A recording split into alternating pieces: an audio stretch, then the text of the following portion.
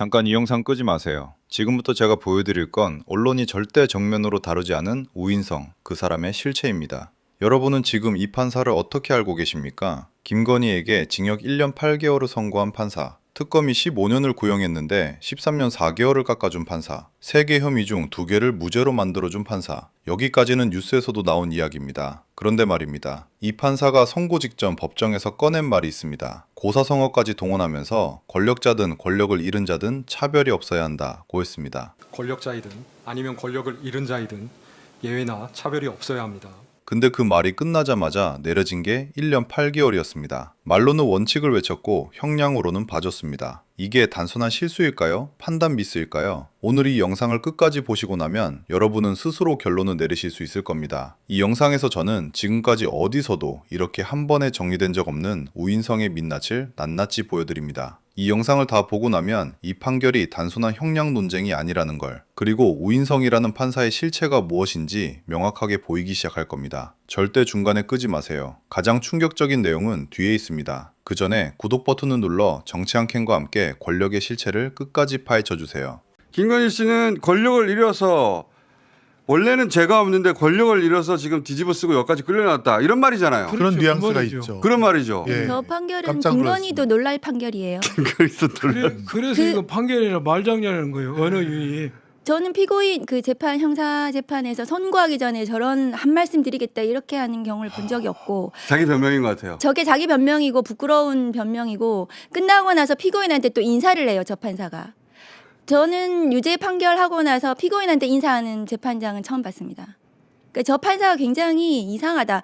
그러니까 그동안의 증거와 법리 판단이 그 기존의 그 대법원 판례들하고 완전히 배치되고 권오수 등 확정 판결된 권오수 등 공범의 판결하고도 배치된다. 그렇죠. 그러니까 이 공소시효 계산하는 것도 공범들이 2012년까지 그 전부 그 범죄가 이루어졌는데 공소시효를 이상하게 계산을 해놨어요. 그 범죄가 다 1년의 범죄라고 보지 않고 뚝 그게 잘라가지고. 권오수에서 확정된 판결이에요. 그게 1년의 포괄 일죄라는 것이. 근데 본인만 중간에 뚝 잘라가지고 모든 공소시효가 끝났고 이렇게 네. 김건희 봐주기를 노골적으로 한 판결입니다. 그러니까 이게 판사가 자기 국민의 법과 명령은 동떨어지 자기만의 성을 쌓고 사는 것을 지금 보여준 겁니다. 지금 다른 나라 세상을 살고 있어요.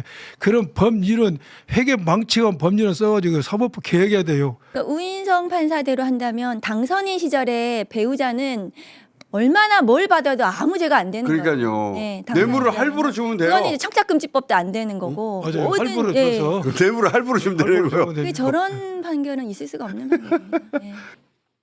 국정원, 과거 안기부 또는 검찰이 강압수사, 증거조작, 날조수사를 해서 인권 침해를 하고 판결이 논리 모순으로 가득 찼을 때 그런 암울한 과거가 있었습니다. 그런 과거사를 재조명해보자 해서 200건 이상이 이건 판결이 분명히 문제가 있다라고 본 적이 있죠. 그 1호 사건이 제일동포에 대한 간첩 조작 사건이었어요. 서 아무 계신데 안타깝게도 너무 억울해서 2021년까지 병마를 짊어진 채로 일본까지 가서 겨우겨우 증거를 찾아내고 재심 신청 자료를 제출했지만 한 번도 부르지 않고 기각했다는 겁니다. 저는 제주 4.3 사건 1948년에서 54년 사이에 일어난 사건인데 법무부 장관으로 있을 때 직권 재심을 명했습니다. 직권으로라도 살펴야 되는 거 아닙니까? 부인이 됐더라도 하늘에서도 영혼마저 억울하다면 자유롭게 해줘야 되는 게 사법부 역할 아니겠습니까? 이영훈 대법원장 시절에 240건 이상 부끄러운 사법 역사를 청산하자. 이거는 우리가 자체로 살펴보자라고 했는데 그 1호 사건 기각한 판사가 누구겠습니까? 바로 지난주에 김건희 도이치모터스 사건 포괄 일죄를 마음대로 공소시효 다 지났다고 우기고 통정매매라고 공범들을 재판에서 인정했던 사실관계마저 부정하고 어거지 판결한 우인성 판사입니다. 서병호님은 억울하게 조작으로 간첩으로 몰려서 고문당하고 12년 옥고를 치릅니다. 이 자체도 이거 견딜 수 없는 억울함이야. 그런데 시간이 한참 지나서 세상이 그나마 좋아져서 진실화해위원회에서 서병호님은 당시에 인권 침해가 있었다라는 결론을 내려줬어요. 그러니까 당연히 재심이 필요하겠죠. 재심을 청구합니다. 그런데 대한민국 사법부 대한민국 판사가 청구 자체를 기각을 해. 와. 근데 더 열받는 것은 네. 원심 기록도 안 보고 그냥 기각을 한 거야. 아, 우인성. 우인성. 정말 상식적으로 이해할 수 없는 김건희 판결을 보고 우리가 분노했는데 예. 아니 나중에 봤더니 이 억울함을 풀겠다고 재심을 청구했는데 이것도 기각한 판사가 아, 우인성이야. 이건 난 진짜 미칠 우인성. 것 같습니다. 우인성이 그 김건희 어떤 식으로 다 털어줬는지 잠깐 한번 또 보고 갈까요? 예, 일단 김건희 봐봐. 2심 선고 지금 뭐 혐의는 자본시장법 위반, 알선수재, 정치자금법 위반인데 다 털어줬어 그냥. 그게 털어주고 알선수재 일부만 일부. 인정해가지고 징역 어. 1년 8개월 때려버렸잖아요. 다 털어줬잖아. 네. 자 이제 본 사건으로 좀 가보겠습니다. 정말 죽겠네요. 저는. 네, 아까 그 금융기관이 왜 이렇게 우리 사회적 약자에게 잔인했는가에 대해서 이야기를 해주셨는데, 예. 이런 사건을 보면 왜 우리 법원은 70년대 그때뿐만이 아니라 왜 지금도 이렇게 국가폭력 피해자 그리고 사회적 약자에게 이렇게 잔인할까에 대해서 사실 1936년생이시거든요, 서병호 씨가. 네. 2017년부터 재심을 시작했습니다. 2017년. 와. 그리고 재심이 기각되고 2021년에 사망을 하셨어요. 이 결과를 지켜보지도 못한 채. 아이고. 그리고 딸이 다시 이젠 재심을 시작했는데 지금 재심이 시작됐고. 이제 재심 개시 결정이 이제 막 나왔습니다. 그러면은 서병호 선생님은 그거를 못 보고 돌아가셨고. 그럼요. 그때 아. 방송 나왔을 때 3개월 전에는 재심 개시가 되지 않았고요. 네.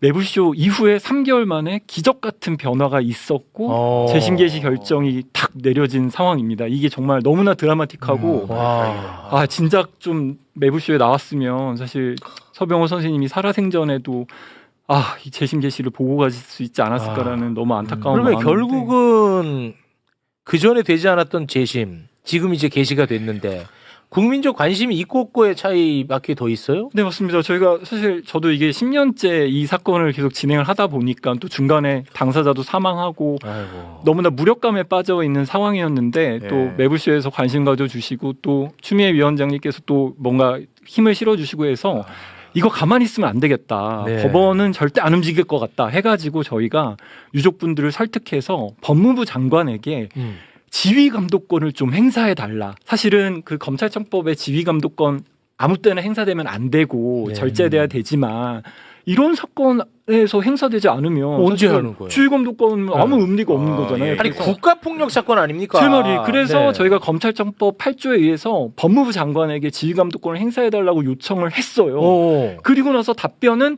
그냥 드라이하게 왔어요. 그래서 이게 뭐 그냥 또 씹히는 건가 그냥 무시당하는 건가 예. 싶었는데 검찰청에서 갑자기 재심 인용 의견을 냈어요.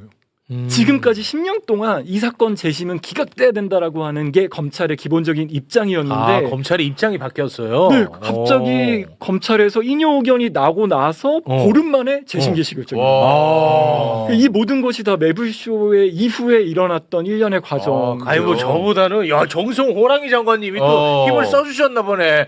아유 진짜 소름 돋는다. 감사합니다. 근데 그렇습니다. 또 속상한 거는 선생님이 못 보셔가지고. 좀 네네 속상하네. 이렇게 쉽게 개시가 될 거면 사실 그 2020년도에 기각됐을 때랑 지금이랑 크게 다른 게 없거든요. 저희가 뭐 네. 갑자기 무슨 자료를 가지고 오겠습니까? 그러니까. 뭐 어떤 새로운 증인을 갖다 오겠습니까? 결국에는 그 똑같은 기록인데 어떻게 이렇게 검찰도 뒤늦게 인용 의견을 내고 네. 법원도 두 번이나 기각한 사건을 이렇게 인용 의견을 낼 거면 네. 당사자 살아생전에 이런 결정을 내줬어야지. 이게 근데 너무 속상한 게 이게 사법부가 가해자거든요, 사실은. 네, 맞습니다. 그렇게 볼 수밖에 없지 않습니까? 그런데 봐라. 지금 사법부에서 결정된 것도 아닌데 개시만 됐는데 이렇게 흥분한다. 예. 아유, 진짜 저도 속상하다, 좀 진짜. 사실 아이고. 이게 제일교포 간첩단 사건이라고 하는 그 1971년 예. 그러니까 박정희가 유신을 하기 전에 사회를 공안정국으로 몰아가기 위해서 사실 이게 조작 사건인데요. 이게 사실 역사적으로 좀 정리가 된 부분들이 많이 있습니다. 네. 그때 당시 제일교포 혹은 일본을 갔다 온 사람들을 간첩으로 몰아서 네. 처벌을 했다는 거고요. 또 이중 간첩, 이게 간첩질을 하라고 또 시킨 것도 있고 그런 것들이 역사적으로 많이 밝혀졌어요. 책들도 많고 그다음에 거기에서 이제 증언한 분들도 많고. 근데 우리나라가 참 아직도 답답한 게 거기서 그 간첩 조작을 하면서 고문을 했던 사람이 지금은 국민의힘에서 서울구청장을 3선을 합니다. 고문한 사람이요? 고문 수사관이 자기의 과거를 벗고 그러니까 숨기고 지금 국민의힘 지금요? 그러니까 아니 그 지금은 전신이지. 국민의힘 어. 그 구청장 3선을 합니다. 2002년부터 2012년 동안 추땡땡 있어요. 2000년도에 그것도. 네, 2000년 초반에.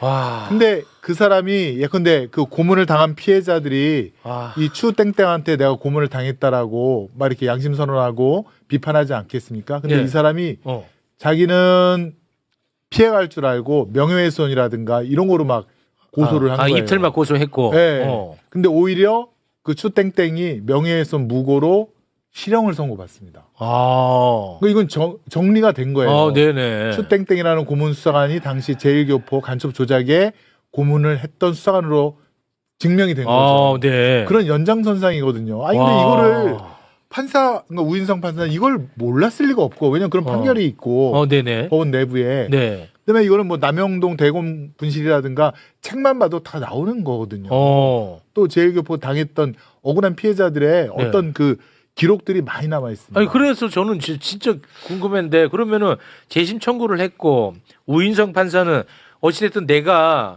이거를 받아들일지 기각을 할지 결정을 하려면 이제 들여다 볼 거 아닙니까? 네. 네, 근데 그러니까 왜 그게 저희가 너무 분노하는 건 네. 진화위의 결정이 났습니다. 네. 서병호 씨는 사망했고 진화위 결정이 났고 이제 딸이 다시 재심 청구를 하거든요. 그리고 나서 1년 동안 결정이 나오지 않아요. 1년 동안. 그래서 이상하다 싶어서 저희가 좀 신문기를 열어달라라고 했더니 그냥 갑자기 기각 결정을 내린 거예요. 아 갑자기? 네, 그래서 이게 이상하다 싶어가지고. 그럼 그 결정 나기까지도 1년이 지난 예, 거네요. 1년이 지나고도 네. 갑자기 저희가 신문기를 좀 열어달라고 했더니 기각 결정이 나서 이상해서 저희가 즉시 항고를 하면서 네. 도대체 무슨 기록을 보고 결정을 했길래 이럴까. 네. 그리고 서병호 씨 살아생전에 했던 기각 결정과 복북 결정문인 거예요. 아. 그래서 이상하다 싶어서 저희가 서울 고등법원에 물어봤더니 네. 과거 70년대 기록은 아예 법원에 안 왔다는 거예요. 아, 그러니까 원심. 예, 원심 기록은 아예 보지도 않고 기록 안 보고. 그냥 전에 서병호 씨 살아 있었을 때 기각 결정만 보고 진화위 결정문 상으로 바뀐 것도 보지 않은 거라는 거죠. 그래서 저희가 이게 보도가 나왔어요. 보도가 나왔고 언론 보도가 나왔으면 법원에서 해명이 있어야 될 거잖아요. 네네. 뭐 여차여차. 근데 아무런 해명이 없는 거예요. 그래서 저희가 야 이러다가는 진짜 그냥 아무것도 안 되겠다 싶어서 했던 게 법무부 장관에게 지휘감독권 행사해달라고 한 거죠. 왜냐하면 이거는 법원은 안 움직일 거다. 아. 검찰에서 인용 의견으로 바꾸지 않는 이상 이건 그냥 영영 묻혀질 수밖에 없구나라는 생각이 들어서 아까도 서병호 씨가 정말 하늘나라에서도 이 소식을 들어야 되잖아요. 게시가 돼서. 그래서 장관에게 푸시를 했는데 이게 진짜 장관님이 힘을 써준 건지 아닌 건지 알 수 없지만 아무튼 검찰에서 뜬금없이 10년 만에 지금까지는 계속 뭐 입증 자료가 부족하다, 진화위 결정만으로는 안 된다라는 식으로 한 거죠. 그래서 저희가 오늘 이런 얘기를 다시 드리는 이유는 이게 서병호 씨만의 문제가 아니에요. 그렇겠죠. 재발 방지 대책이 필요해요. 그래서 맞아. 김승원 의원님 나와 주셨는데 그렇겠지. 진화위에서 결정난 사건은 그렇지. 검찰에서 당연한 거 특별한 아니에요? 사정이 없는 한 인용 의견을 내야 되는 거고 그게 절차지. 법원도 당연히 재심 개시 결정이 돼야 되는데 네. 지금 이게 잃어버린 시간이 지금 몇 년이냐고요. 네. 그래서 서병호 씨는 운이 좋아서 매불쇼에서 등장해서 이렇게 힘이 실려서 게시가 됐지만 지금 진화위 결정이 났음에도 불구하고 게시 결정을 못 받고 있는 유족분들이 너무 많아요. 이거를 방지를 해야 될 거 아닙니까? 우리가 그 3개월 전이었나요? 이거 다룰 때는 우인성이가 재심에 대해서 받아들이지 않았다는 것은 얘기를 했지만 기록을 보지 않았던 건 우리가 몰랐었잖아요. 맞아요. 몰랐던 건지 예, 내가 예. 얘기를 안 했던 건지 모르겠지만. 예. 맞습니다. 근데 그때도 분노하는데 이거는 기록도 그러니까 아예 처음부터 나는 재심하지 않겠다라는 거를 먼저 결론을 지었다는 거잖아요. 그러니까 진화위 결정의 구속력은 없습니다. 네. 법원이 그걸 따를지 안 따를지 모르겠지만 이름도 네. 진화위라고 하는 진심화위원회는 국가기관이잖아요. 국가기관에서 결정이 났으면 그걸 번복하려면 더 꼼꼼하게 이유가 있어야 될 근거를 거 아니야. 이유가 있어야 그렇지. 되죠. 근데 그 이유도 없이 그냥 부정당했다. 근데 이게 꼭 우인성 재판부뿐만이 아니라 서명호 씨 사건뿐만이 아니라 다른 사건에서도 다른 지금 것도. 이러고 있는데 그래요? 다른 것도. 국회에서 조금 더 힘을 실어서 특별한 사정이 없는 한 구속력을 줘야 되는 거 아닌가. 그래서 검찰도 따르게 하고 뭐 최근에 검찰에서 우리는 이제부터는 따르겠다라고 이렇게 보도자료도 냈는데 이게 그냥 일개 검찰청에서 할 게 아니잖아요. 법으로 딱 정해지지 않으면 아까 헌법 개정도 말씀해 주셨는데 헌법과 법률이 되게 중요한 거 아니겠습니까? 지금 법으로는 또 갑자기 어떻게 될지 그렇죠. 어떤 검사를 만날지 어떤 판사를 만날지에 네. 따라서 살아생전에 이렇게 재심 개시를 못 보고 사망하는 이런 어처구니 없는 상황들이 예. 또 발생할 수 있다는 거죠. 네, 조국혁신당 최고위원 신장식입니다. 대한민국 사법정의가 또 한 번 거대한 성역 앞에 멈춰 섰습니다. 특검의 15년 구형이 무색하게 법원은 김건희 씨에게 징역 1년 8개월이라는 초라한 면죄부를 내밀었습니다. 명품 가방은 유죄지만 개미 투자자들의 피눈물을 흘리게 한 주가 조작은 무죄라니요. 좁쌀 훔친 벌은 주겠지만 남의 논밭을 통째로 갈아엎은 죄는 묻지 않겠다는 것입니까? 우인선 재판장은 정의의 수호자인지 아니면 김건희 변호인인지 자문해 보시길 바랍니다. 우인선 재판장의 1심은 항소심에서 바로잡힐 것입니다. 우인성 판사가 소위 이재명 조폭 연루설 주범 장영하 씨 1심 판결에서 무죄를 선고했다가 항소심에서 실형으로 바로잡혔던 바로 그때처럼.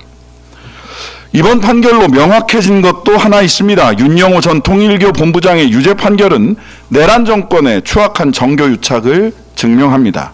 그 검은 돈이 김건희 씨에겐 보험료로, 권성동 의원에겐 청탁비용으로 건네지며 오늘의 내란 정권을 만들어냈습니다. 권 의원님, 강원랜드 시절부터의 법꾸라지 실력이 이번에도 통할 거라 믿으십니까? 당신들은 내란 정당의 명백한 공범들입니다. 하나 더 말씀드리겠습니다. 장동혁 대표의 기괴한 장미 단식이 끝난 지 일주일이 지났습니다. 쌍특검을 외치더니 결론은 한동훈 제명이라는 당내 권력 투쟁일 뿐입니다. 국민의 삶과는 상관없는 그들만의 기괴한 연극이었습니다. 그런데 어찌된 일인지 지금도 국회 로텐더홀은 방치된 꽃바구니 악취가 진동합니다. 가서 직접 찍어보셨으면 좋겠습니다. 텐트도 그대로입니다. 그 시든 꽃밭에서 부끄러운 줄 모르고 인증샷을 찍는 국힘 의원들도 줄을 섰습니다. 참으로 후한무치합니다. 내란 정당의 민낯입니다. 장 대표님, 이 정도면 연출은 충분합니다. 기괴한 연극이 막을 내렸으니 무대 정리부터 좀 하십시오. 민생 현장 간다면은 국회 청소부터 끝낸 뒤에 가셔도 늦지 않습니다. 당장 기만의 연극판을 걷어치우십시오. 한 말씀만 더 드리겠습니다. 당대표는 당원 개개인의 자유의지의 총합으로 단순 자연인이 아니라 하나의 정당 기관에 해당한다는 국민의힘 김종혁 전 최고위원을 징계하며 시전한 국힘판 수령론. 진짜 종북 세력은 국민의힘인가 봅니다.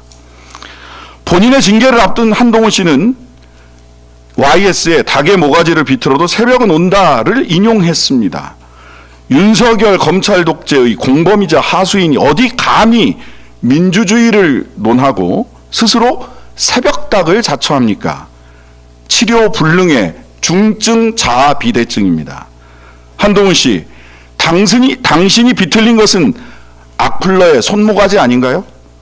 그대 앞에 올 시간은 새벽이 아니라 검찰 독재의 황혼이고요. 닭의 모가지를 비틀어도 새벽은 온다고요? 바로 잡아드립니다. 악플러의 손모가지는 비틀리고 검찰 독재의 황혼은 이미 와 있다. 네, 신장현 최고님.